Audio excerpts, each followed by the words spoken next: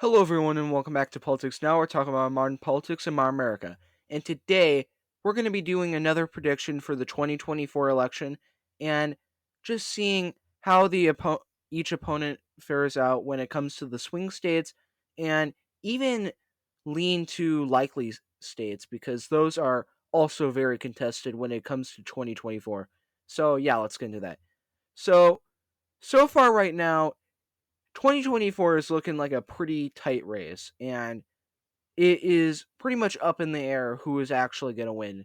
And one week it's Biden's up, one week it's Trump up, and it just keeps flip flopping. And it is unreasonably close because it is a very, very, very narrow election. It's not even the popular vote is leaning one way where you would expect it to go more towards the Democrats because they got that big city voter base and they have won the popular vote ever since 2008. So they should have a pretty easy time at winning the popular vote. Well, here comes Biden, and he's currently losing to Trump in the popular vote polls and the general election polls. When it comes to that, he's not doing pretty good. He's doing awful. He Biden was up, and then Trump was up for a little bit, and then Biden, and then Trump up for a long time, and then Biden, and now Trump's back up again. So Trump is currently beating him by about zero point 0.5 points, which, given the fact that it's Trump and he never does well in polls, even when he won in 2016, he was doing terribly in the polls. He really doesn't need the polls. He doesn't need to win the general election polls by decent margins because he's a Republican and he's Trump, so he really doesn't need that. Biden, on the other hand, he needs to be winning by at least 3 or 4 points to even stand a chance because if you don't account for margin of error, he's going to be needing to pull pretty high compared to his competition, and he needs to be pulling that high consistently. And at most, he's gotten at about 2.8 points, which is not anywhere close enough that you need to actually win an election as a Democrat because let's have a reminder and just look at the 2020 election. Biden was also running, and he definitely had a lot more advantages than Trump because Trump had a ton of things going against him, and Biden barely won in a lot of these states. Wisconsin was under a point, Georgia was under a point again, Arizona, that was under a point. All these states, if they had flipped red, Biden would have had a much, much harder time at winning the general election in 2020, but he won them on very, very narrow margins. And given the fact that he is in a even weaker position, vastly weaker in some cases, but weaker all the same, he is going to have to work his ass off because, again, 2020, Biden had 51% while Trump had 56% of the popular vote. So, given the fact that he barely won in a lot of these states that were necessary to win in 2020 when he had a 4 point lead on Trump in the popular vote, well, if he's losing that same poll that often determines the popular vote to Trump, who never does well in the polls, and last time I checked, he was polling at around 7 points when the 2020 election started, and he never went above Biden in the polls ever. I think he went up for maybe 2 weeks when it came to Hillary Clinton, but he was always losing to his opposition, and he still won in 2016 and almost won in 2020. It was just very narrow margins that made him lose, and a ton of other factors. But still, if Biden is losing this badly to Trump in a poll that often decides the popular vote, which Republicans have not had an easy shot at winning ever since around maybe 2004 when they won it and then continue to not win it up until now. So Trump is in a favorable position right now, is what I'm trying to say. And when you factor that into the prediction, Trump is going to have a much easier time at winning a lot of these swing states just because Biden has a lot of disadvantages going against him, and Trump is currently kicking everyone's ass in the polls. So you got to factor that in. And just looking at the recent polling data for places like Virginia and New Hampshire, which most of the time would be dotted as likely blue states, they still have some Republican voters and often sizable Republican voters, but they're still not enough to actually, really change anything. Well, if you factor that in, you're making places like New Hampshire and Virginia becoming competitive, and even Maine at large in some instances. You are making a lot of these likely Democrat states, they're going to become lean Democrat states because a lot of them, they still have a sizable Republican vote, and now they're winning a lot over a lot of independents, and that's really going to affect you in places specifically like New Hampshire, which has a lot of independent voters, and a lot of them determine which party the New Hampshire goes for, because if you don't win over those independents, you're going to have a lot harder time at winning New Hampshire. And Virginia, they voted in Glenn Youngkin. It's not out of the possibility of reason that they end up electing Trump for the general election, because if they can vote in a Republican once, they can definitely do it twice. So, Virginia, New Hampshire, they're going to be much, much closer given the fact that Trump is currently up and it doesn't seem like the trend is going to change unless something massive happens. So, they're going to stay there. We're going to focus on the swing states. These are the states that any candidate needs to win to actually win the election. And they are Wisconsin, Michigan, Pennsylvania, Georgia, Arizona, and Nevada. And we're going to go in that order. All right. So, Wisconsin. Wisconsin is probably the most Republican friendly area. It is mostly a white working class base there, and it usually votes Republican in a lot of elections. It's a swing state in the general election, though. So, just looking over all these factors and looking at the trends where Wisconsin has gone far, far, far more red in the past few years, just given those trends, I'm going to have to call it for the Republicans because, again, Trump has that white working class base appeal and specifically a Midwestern appeal. So, just given that and given the trends there, I'm going to put in the Republican column. It's still going to be a tight race, but it's going to be a lot less tight compared to a lot of these other states. And now we have Michigan. Michigan is a very weird case where they went red in 2016, went blue in 2020, and now they're sort of in the crosshairs. They want to go blue, but the third parties are kind of stopping that, and Joe Biden's approval rating isn't exactly helping. So, when you factor in the third parties in Michigan polling, Trump is actually up. And that is very bizarre because this is probably the most Democrat friendly swing state. And Georgia might have something to say about that, but Georgia, pretty much Atlanta, that's pretty much all the Democrat save places that exist in Georgia. Maybe around Savannah and that kind of thing. But most of it is still technically Republican. But Michigan is like a 50-50 split for everywhere. It's either Republican or it's either Democrat, and it's a complete coin toss whether or not they go Democrat or Republican. And considering how the third parties are doing pretty well, and the major third parties that are running is not the Libertarians. They are not pulling out any sort of major candidate that actually polls really well. You know who is doing that? The Greens and the No Labels.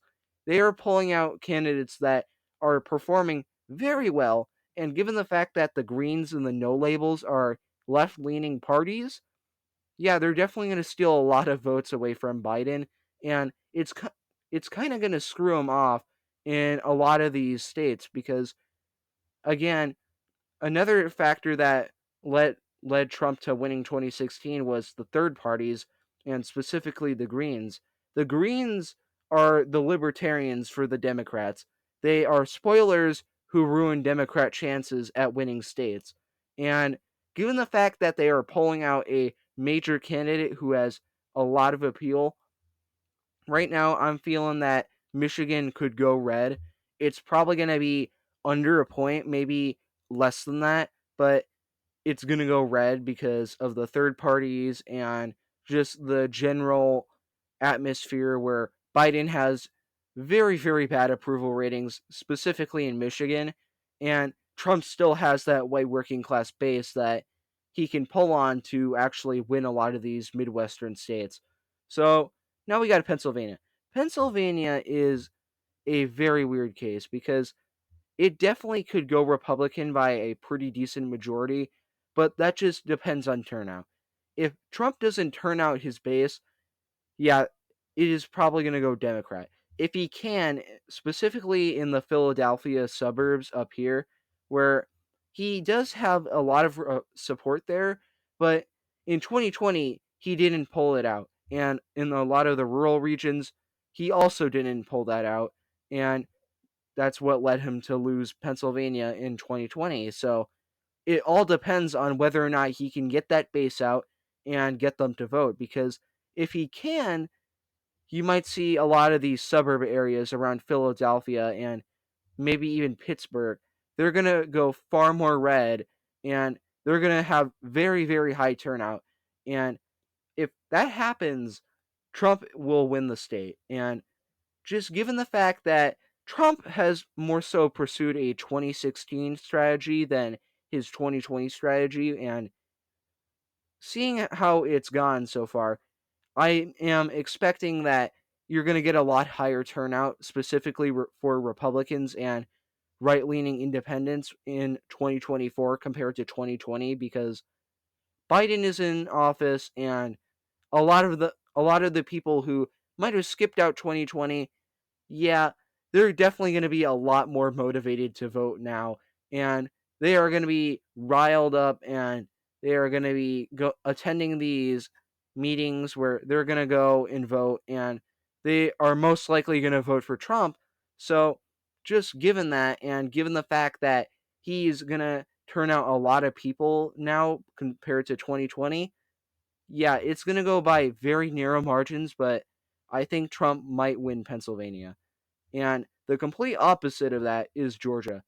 Georgia, it's just been so sad to see. Georgia was once like a Arizona situation where they were once a pretty easy red state, and just given the trends in the suburbs of Georgia and the suburbs of Atlanta and all these other major cities, they just are completely sad to see. And just looking at this, if these Atlanta suburbs keep moving to the left, it's going to be a lost cause for Republicans because they still have a lot of support in Georgia, but I don't think that they have enough if the Atlanta suburbs keep moving to the left at the rate that they are, because they are going to the left at like supersonic speed.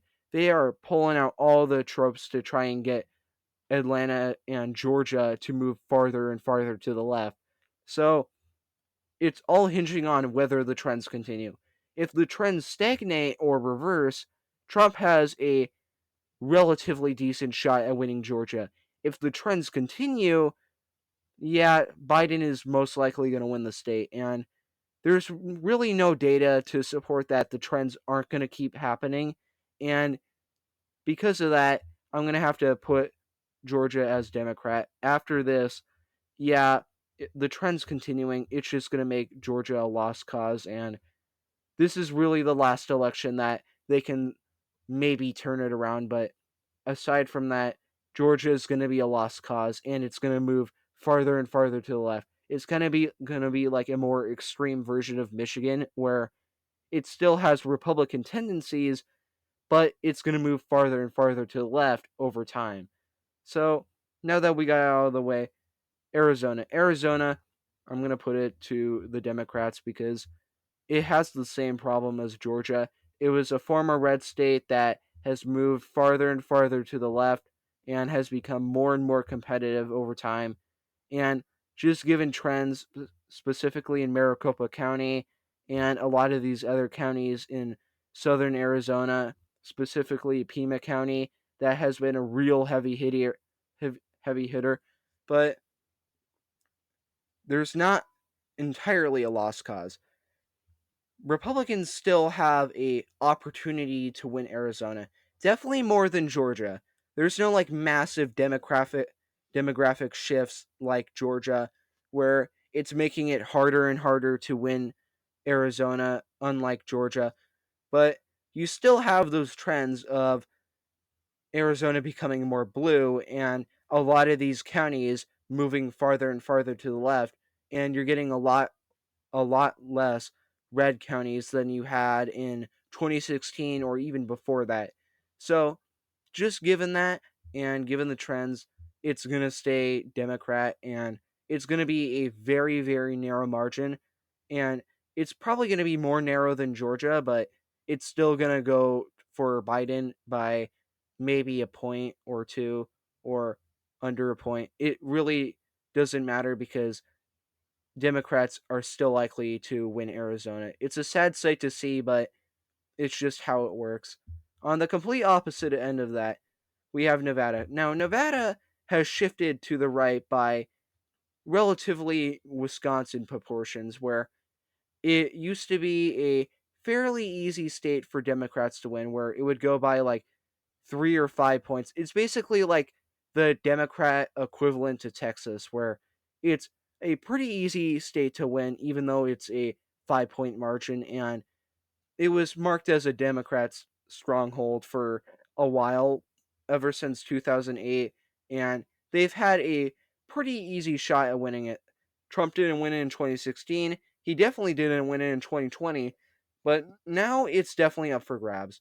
And Trump definitely has a pretty good shot at winning there because just looking at the trends in Nevada and over 2020, it definitely shifted farther and farther to the right, where you have a lot of these more rural counties where they would occasionally vote blue, and they've gone farther and farther to the right, and especially the Californian migration trends, where you have all these Republican Californians from the north around here, or maybe even the eastern side of California.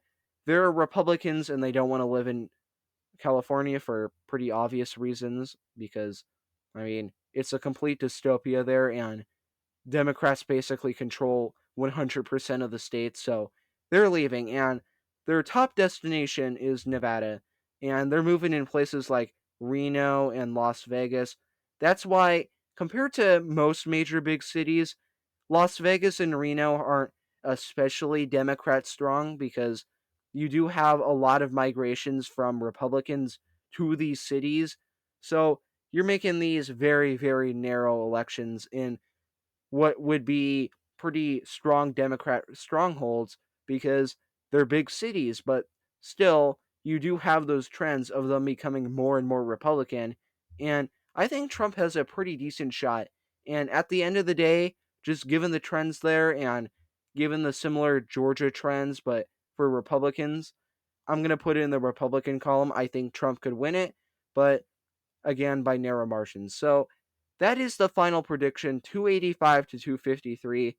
It's going to be a close election, but just looking at the data right now and looking at the polls and trends, Trump definitely has the advantage compared to Biden. He doesn't have a big advantage, but he has an advantage. So if you think Biden could win, leave them in the comments below. If you think Trump will win, leave them in the comments below. And yeah, I'll see you guys next time. Bye.